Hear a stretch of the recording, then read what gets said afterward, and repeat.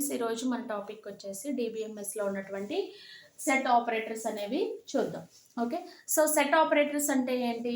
మనకి ఏవైతే మనం 2 క్వరీస్ తీసుకుంటామో 2 క్వరీస్లో కూడా మనకి ఆ 2 క్వరీస్ ఏమో ఇన్పుట్ కింద తీసుకుంటాము.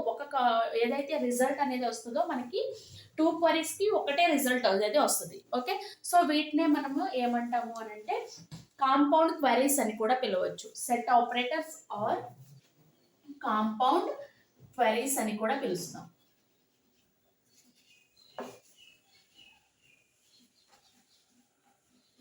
ఓకే, వీటిని మనం ఎలా తీసుకుంటాం? 2 క్వరీస్ అనేవి తీసుకుంటాము. 2 క్వరీస్ తీసుకుని మనకి అవుట్పుట్ అనేది ఎలా వస్తుంది? ఓన్లీ 1 రిజల్ట్ వస్తుంది, సింగిల్ రిజల్ట్ వస్తుంది. ఓకే, సో దాన్నే మనం సెట్ అంటే ఏంటి? 2 కదా, సో అలా దాన్ని మనకు 2 క్వరీస్ తీసుకుని ఒక రిజల్ట్ వచ్చేదాన్నే మనము సెట్ ఆపరేటర్స్ అంటాము. It is also called as compound queries. Okay, దీంట్లో మనకి different types of operators, set operators అనేవి యూజ్ చేస్తాం. ఫస్ట్ వన్ వచ్చేసి యూనియన్. యూనియన్ అంటే ఏంటి? ఓన్లీ టూ క్వరీస్ ని మనకి ఏం చేయాలంటే కంబైన్ చేయాలి. సో దాన్నే ఏమంటాము అంటే యూనియన్ అని చెప్పేసి పిలుస్తాం. ఓకే, సో దీంట్లో మనకి ఏం చేస్తామంటే టూ క్వరీస్ ని కూడా మనకి ఏం చేస్తాం? మెర్జ్ చేసి మనకి రిజల్ట్ ఇస్తాం. ఓకే, 2 క్వరీస్ ని మనం ఏం చేస్తాము? మెర్జ్ చేసి మనం ఏం చేస్తాము అని అంటే ఒక రిజల్ట్ అనేది ప్రొవైడ్ చేసి సింగిల్ రిజల్ట్ అనేది మనకి ప్రొవైడ్ చేస్తుంది. ఓకే, దాన్నే మనం ఏమంటాము? యూనియన్ ఆపరేటర్ అని చెప్పేసి పిలుస్తాం. ఓకేనా, సో దీంట్లో మనకి యూనియన్ ఆపరేటర్ అనేది ఏం చేస్తుంది అంటే ఏమైనా డూప్లికేట్స్ అనేవి ఉంటే గనక, డూప్లికేట్ వాల్యూస్ అనేవి ఉంటే గనక మనకి ఏం చేస్తాము అని అంటే వాటిని ఎలిమినేట్ చేస్తాం. ఓకే, సో మనకి డూప్లికేట్ వాల్యూస్ ని ఎలిమినేట్ చేస్తుంది. ఓకే, దాన్నే మనము యూనియన్ అని చెప్పేసి పిలుస్తాం. సో మనకి సింటాక్స్ వచ్చేసి ఎలా తీసుకుంటాము అని అంటే ఫస్ట్ సెలెక్ట్ అనేది మనం ఏ క్వరీ తీసుకోవాలి అని అన్నా కూడా మనం ఏమి యూజ్ చేస్తాము? సెలెక్ట్ అనే కమాండ్ అనేది యూజ్ చేస్తాం. ఓకే, సెలెక్ట్ క్వరీ 1 అనేది ఇస్తాం ఇక్కడ.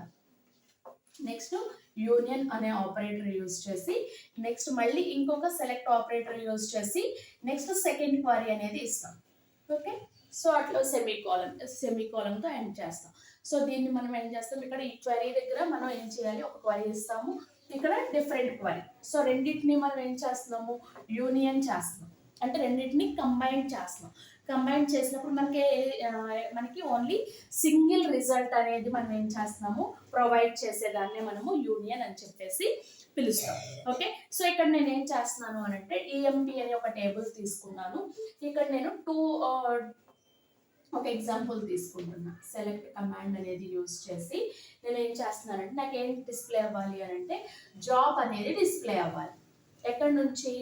ఫ్రమ్ ఈఎంపి టేబుల్ నుంచి జాబ్ అనేది డిస్ప్లే అవ్వాలి. ఎవరి జాబ్? సో డిపార్ట్మెంట్ నెంబర్ నాకు ఎవరిది 10 డిపార్ట్మెంట్ నెంబర్ అనేది నాకు 101 అనేది నాకు డిస్ప్లే అవ్వాలి. సో నేను ఇక్కడ ఏం చేస్తున్నాను అంటే 101 అని చెప్పేసి ఇస్తున్నాను. ఓకే, సో ఈ రెండింటిని కంబైన్. నెక్స్ట్ మళ్ళీ ఏం చేయాలి? యూనియన్ సెకండ్ క్వరీ కూడా తీసుకోవాలి. Select job from EMP. మళ్ళీ నేను అదే టేబుల్కి ఇంకొక క్వరీ అనేది రాస్తున్నాను. సో ఇక్కడ నేనేం చేస్తున్నాను? డిపార్ట్మెంట్ నెంబర్ అనేది నేనేం చేస్తున్నాను? 102కి ఏదైతే జాబ్ ఉంది అది డిస్ప్లే అవ్వాలి. నెక్స్ట్ 101కి ఉన్నటువంటి జాబ్ని కూడా నేను డిస్ప్లే చేయాలి. సో ఇక్కడ నాకు ఏం డిస్ప్లే అవుతాయి? జాబ్ అనేది మనకి డిస్ప్లే అవ్వాలి. ఓకే, సో ఏ జాబ్ కావాలి? 101, 102 అనే జాబ్ ఫీల్డ్స్ అనేవి, నాకు జాబ్ రోస్ అనేవి మనకి డిస్ప్లే అవ్వాలి. సో నాకు ఇక్కడ ఏంటి? 101కి నేను ఏం చేశాను? 10 అనేది డిస్ప్లే అవుతుంది. నెక్స్ట్ రెండింటికి కూడా నాకు ఏముంది?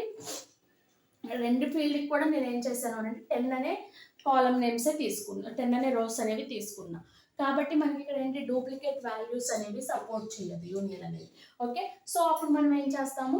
ఓన్లీ ఒకటి మాత్రమే మనకి డిస్ప్లే అవ్వాలి. ఎందుకు అని అంటే ఇక్కడ 2 అంటే 2 కూడా డిస్ప్లే అవుతాయి. ఎందుకంటే ఇక్కడ 101లో 10 ఆ పర్సన్ వేరే పర్సన్, ఏ అనే పర్సన్ అనే అతను జాబ్ అకౌంటెంట్ కింద చేస్తున్నాడు. నెక్స్ట్ 102 అనే అతను సేమ్ ఎంప్లాయీ నెంబర్తో మళ్ళీ ఇంకొక జాబ్ అనేది కూడా చేస్తున్నాడు ఇంజనీర్తో.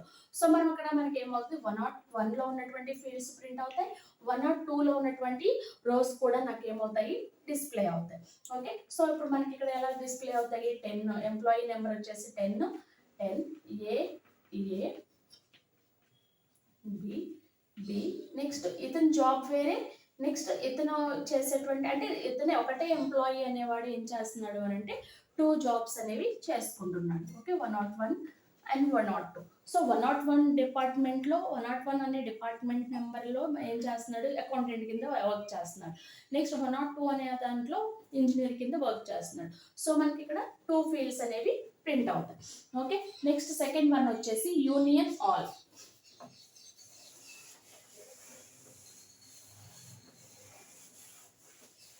సెకండ్ సింటాక్స్ వచ్చేసి union all. So union all అంటే ఏం చేస్తుందంటే మనకి డూప్లికేట్స్ని కూడా మనకి ఇంక్లూడ్ చేస్తుంది దీంట్లో.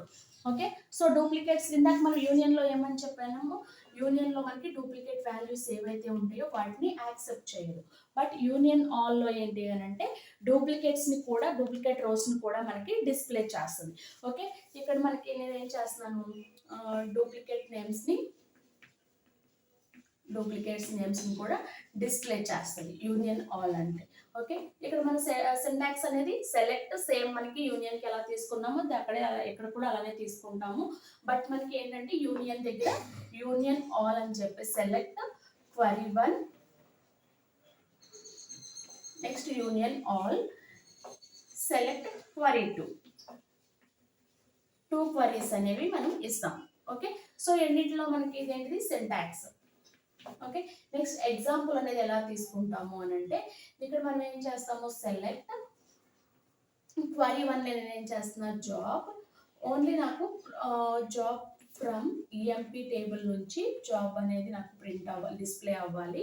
ఎవరిది, employee number is equal to 10. Employee number అనేది 10 అనేది ప్రింట్ అవ్వాలి. Next union all select job from EMP. Sorry, ఇక్కడ where condition అనేది యూస్ చేయాలి. where EMP number is equal to 20 కూడా డిస్ప్లే అవ్వాలి. ఓకే, నాకు ఇక్కడ సెమీకోలన్ తీసుకో. So select job from EMP where EMP number is equal to 10, union all select job from EMP where EMP number is equal to 20. So ఈ రెండిట్లో ఉన్నటువంటి details కూడా నాకు డిస్ప్లే అవ్వాలి. ఓకే, సో అప్పుడు మనకి ఇక్కడ ఏంటిది, డూప్లికేట్ వాల్యూస్ని కూడా మనకి ఏం చేస్తుంది, యూనియన్ ఆల్ అనేది డిస్ప్లే చేస్తుంది. ఓకే, ఇప్పుడు మనకి అవుట్పుట్ ఏమొస్తుంది, 10 అనేది డిస్ప్లే అవుతుంది. నెక్స్ట్ 20లో ఉన్న రెండిట్లో ఉన్నటువంటి రిజల్ట్స్ అన్ని కూడా మనకి, రోస్ అన్ని కూడా మనకి డిస్ప్లే చేస్తుంది. ఓకే, దాన్నే మనం ఏమంటాము, యూనియన్ ఆల్ అని చెప్పేసి పిలుస్తాం. నెక్స్ట్ వన్ వచ్చేసి ఇంటర్సెక్ట్. థర్డ్ టైప్ వచ్చేసి intersect.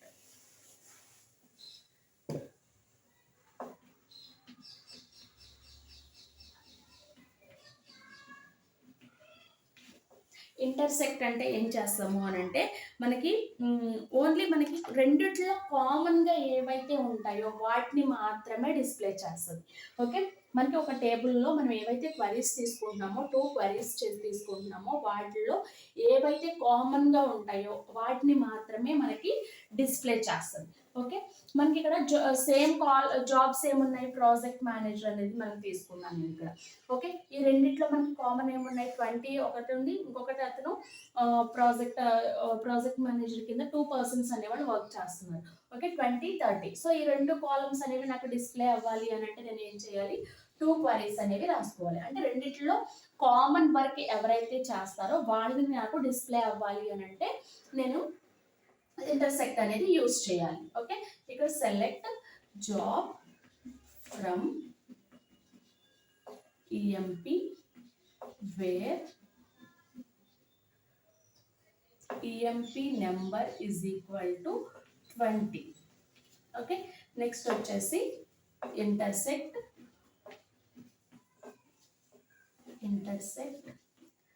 select job from EMP where EMP number is equal to 30. So 20లో 30 రోస్లో మనకి 20 అండ్ 30 రోస్లో మనకి కామన్గా ఏమున్నాయి, ప్రాజెక్ట్ మేనేజర్ అనేవాడు కామన్గా ఉన్నాడు. సో మనకి ఈ రెండు కామన్గా ఉన్నాయి కాబట్టి మనకి 20 అండ్ 30 అనే రోస్ అనేవి మనకి డిస్ప్లే అవుతాయి. ఓకే, దాన్నే మనం ఏమంటాము, ఇంటర్సెక్ట్ అని చెప్పేసి పిలుస్తాం.